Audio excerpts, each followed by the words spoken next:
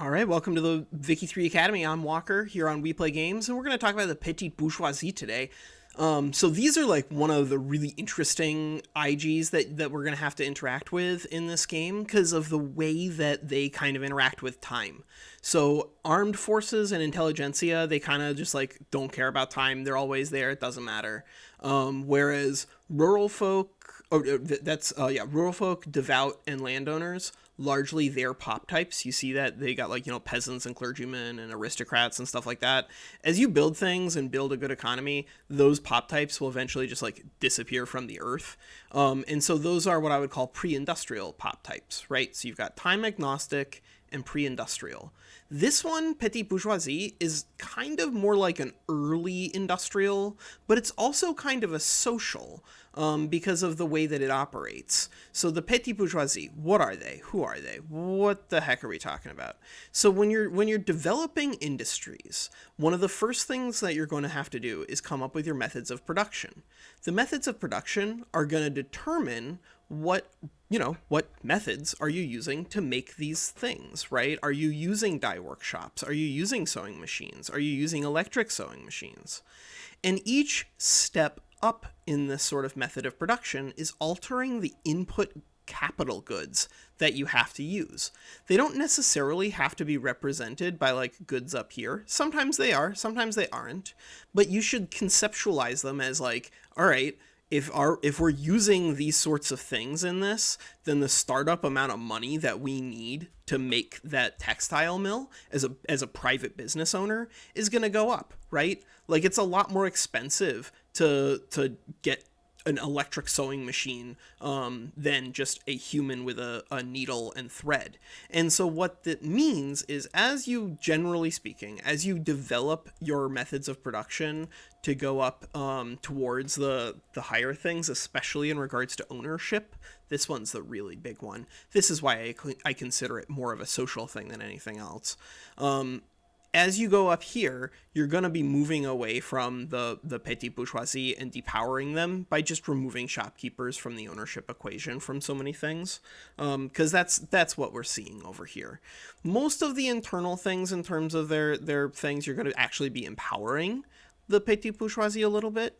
But remember, and we're going to discuss this in another video, but remember that ownership, at least until you get to like worker cooperatives and government run and stuff, ownership is going to determine who ends up making the overwhelming majority of the money from every building. And so you be aware of that, right? In this case, this is going to be powering up merchant guilds until I switch into steamships, because that'll change the method of production over here in regards to ownership. So that's a broad way of discussing petite bourgeoisie. How do you keep them powerful for a long time if you want to? Just make sure that you have your ownership set to whatever you've got with the shopkeepers. But you probably don't want to do that. So we'll just talk about this. Profession is not capitalists, and they have to be either shopkeepers or clerks. So what that means is that these are like little moneyed people, the petite bourgeoisie, and they can successfully run private enterprises, but they aren't going to be interacting with like public money in the same way that the industrialists might, because there are no capitalists in the group, and they're not interacting with like rural ownership in the same way that aristocrats might, because those are also not allowed in the group. And so if you want to think of these guys as anything, then I'm going to encourage you to think of them as like the people who led the United States Revolutionary War. Those guys probably would have been petite bourgeoisie. Lafayette in France probably would have been petite bourgeoisie. A lot of the early revolutionaries in 1789, 1790, like the basically the until Robespierre and his gang kind of seize control, until the radicals seize control, then the basic things that you see in the petite bourgeoisie kind of describe what the Third Estate was pushing for in the early opening plays of the French Revolution.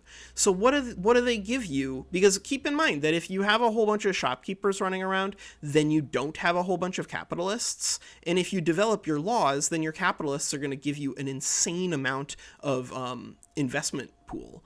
And so you're sacrificing a ridiculous amount of growth if you keep them strong for long. You can still use them, though, to break down landowners. That's something we'll do with Ottoman Empire. So don't sleep on their ability to overthrow landowners.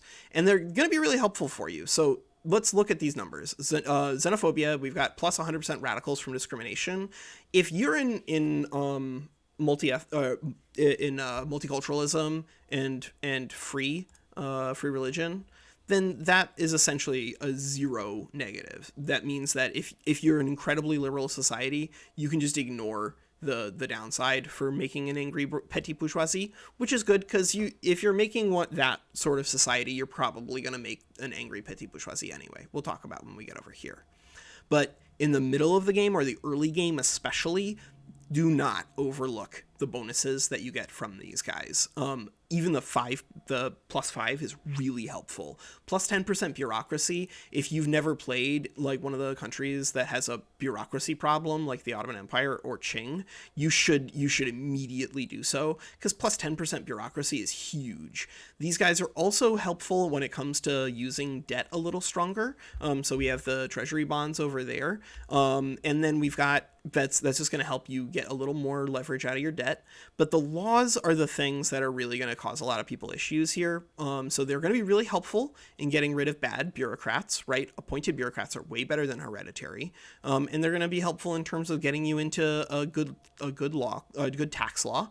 Per capita and proportional are both very strong, but they oppose multiculturalism. They're in favor of migration controls, but that's better than closed borders. And they like a monarchy. That's another issue depending on what country you're playing with, because the different monarchs are not created equal. Dedicated police force is better than local police force, and they support that. National Guard is fine. Outlawed dissent and censorship are a little goofball, but not terrible. So what I'm telling you is that if you really want to work with a petite bourgeoisie the entire game, you can. But be aware that by doing so, you're going to be sacrificing an awful lot of investment pool from working with the industrialists, or the possibility of just doing away with them entirely, ownership entirely, and working with the trade unions.